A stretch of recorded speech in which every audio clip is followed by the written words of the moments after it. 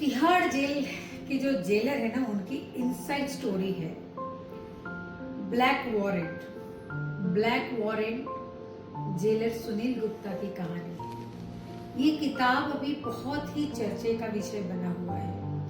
आप हर जगह इनके इंटरव्यूज भी देख रहे होंगे। और मैंने इनकी किताब अभी पूरी पढ़ी नहीं है, लेकिन नेटफ्लिक्स पे ब्लैक वॉरेंट करके एक वेब सीरीज है और मैंने वो वेब सीरीज देखना शुरू किया। सच मानो रोंगटे कांप गए, रोंगटे खड़े हो गए। मतलब ये मैंने कभी सपने में भी नहीं सोचा था कि 84 में जहाँ पे कैदी को रखा जाता था और वहां पे कई बारी कैदियों के हिसाब से जेल चलती थी, जेलर को डरना पड़ता था। सो बहुत सारी चीजें हैं, बहुत सारी बातें हैं, बहुत सारी कहानी है।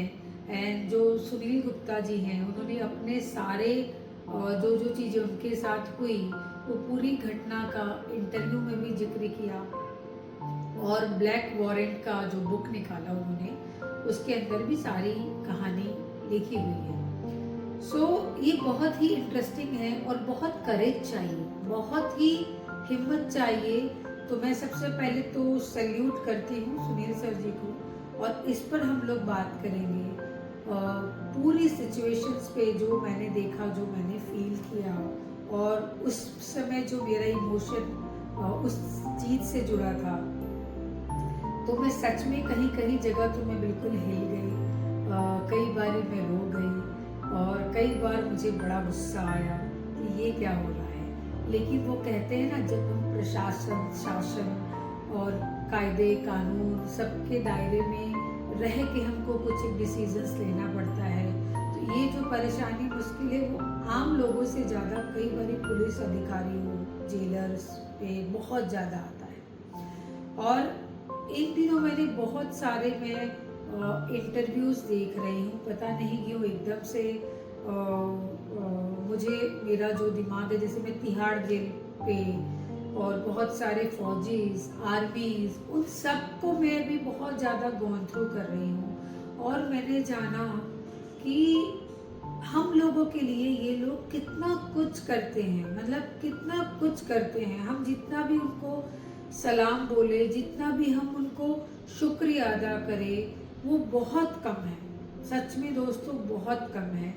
सो मैं सिहर जाती हूँ ये सोच के ही कि अगर ये सोल्जर्स नहीं होते, अगर ये लोग हमारे जैसे जो जेलर हैं, जो कैदियों से डील करते हैं, उनके रिहैब के बारे में भी वो बात करते हैं, वो अपने सीनियर के साथ लड़ भिड़ जाते हैं और सिर्फ इसी कोशिश में कि हम कैसे इनको रिहैब कर पाए और कैसे वहाँ के वातावरण को, क्योंकि जो तिहाड़ जेल है, जैसा कि आप सबको पता है कि दुनिया का सबसे, इंडिया में खतरनाक जेल है और सारे खतरनाक कैदियों को वहाँ पे लाया जाता है। सबसे मुश्किल फांसीज भी वहीं पे हुई है, चाहे वो अफजल गुरु हो या बहुत सारे लोग ऐसे हैं जहाँ पे उन लोगों की फांसी दी गई है जो कि तिहाड़ जेल के अंदर हुई है। और उसके अंदर अगर आप देखेंगे तो हर किसी की एक अलग अलग स्टोरी है। बहुत सारे कैदी ऐसे हैं उसके अंदर में जो कि अगर वो कैदी नहीं होते तो जेलर लोगों के लिए भी काम करना मुश्किल होता, क्योंकि जेल के अंदर इतने सारे स्टाफ्स नहीं होते हैं। ये भी जाना हमने ये बुक को पढ़ के। तो बहुत सारी इसके अंदर गुत्थी है, जिस तरह से सुनील गुप्ता जी ने इसको जूझा और जिस तरह से वो डटे रहे। कई कई जगह तो उनके परिवार भी उनके खिलाफ थे कि तुम ये नौकरी क्यों कर रहे हो। उनको सस्पेंड भी कर दिया गया। क्यों? क्योंकि वो सच बोल रहे थे और उन्होंने कोशिश की सच्चाई को सामने लाने की और एक अच्छे से रिफॉर्म करने की कैदियों के लिए। और कुछ कैदियों ने भी उनका बहुत साथ दिया।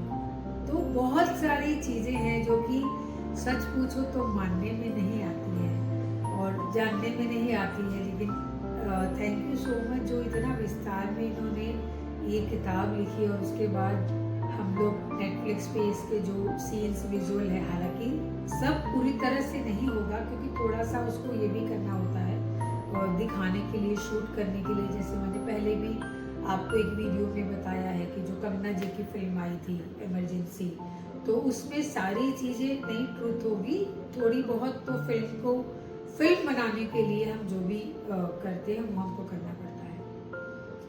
और कई बार इतना ट्रूथ हम देख भी नहीं सकते हैं। सो बहुत सारी चीज़ों का मिला जुला, और इस पर मैं एपिसोड बना के आप लोगों के साथ बात करना चाहूँगी, और आप जनता जनार्दन का भी इसमें राय जानना चाहूँगी कि आप लोगों को क्या लगता है कि इस तरह की फिल्में आनी चाहिए, इस तरह की किताबें आनी चाहिए। ब्लैक वॉरेंट नाम की वेब सीरीज़ भी है और बुक भी पहले आ गई है, उसके बाद इस पर बना गया है। सो नमस्कार दोस्तों, मैं ऋतु आचार्य आप सबको थैंक यू बोलती हूँ मुझे इतनी देर तक सुनने के लिए। और प्लीज़ आप जाके मेरे चैनल को सब्सक्राइब करें और शेयर करें अगर आपको पसंद आता है तो। और कमेंट में और भी किसी कंटेंट पे आप लोगों को मुझसे बात करनी हो तो आप वो भी मैसेज कर सकते हैं। अब धीरे धीरे हम लोग अपना लाइव सेशन भी शुरू कर रहे हैं, तो आप लोग हमको लाइव में भी ज्वाइन कर सकते हैं। सो तब तक के लिए जय हिंद, जय भारत।